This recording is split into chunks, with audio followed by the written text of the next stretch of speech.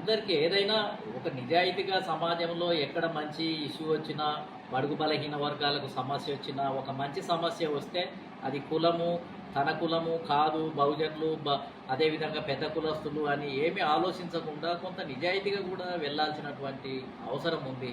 అంటే ఇంత social media వచ్చిన తర్వాత కూడా బడుగు బలహీన వర్గాల గురించి మాట్లాడేయాలంటే నామోషిగా భావించే వాళ్ళు కూడా ఉన్నారు. అంటే ఈ బడుగు బలహీన వర్గాల గురించి మాట్లాడితే ఆ లీడర్ దగ్గరికి పోతే ఆయనతోటి మనకు ఏముంటుంది అనే ఒక చులకన భావం కూడా కొంతమందిలో ఉంది. గతంలో అయితే ఇక అది 100% 100 ఇక మొత్తం నిండుగా ఉండేది. ఇదివరకు పెద్ద పత్రికలలో, సెటిలైట్ ఛానళ్ళల్లో అసలు వీళ్ళను పరిగణించే వాళ్ళే కాదు. అసలు కింది వాళ్ళను లీడర్లుగానే పరిగణించేవాళ్ళు. సంస్థలను అసలు వాళ్ళ దృష్టిలో ఇవి సంస్థలే కావు, రాయాల్సినవి కావు అని సంవత్సరాల తరబడి దూరం పెట్టారు. మేమంతా అనుభవించాము, అవమానాలను అనుభవించాము వాళ్ళ దగ్గర నుంచి.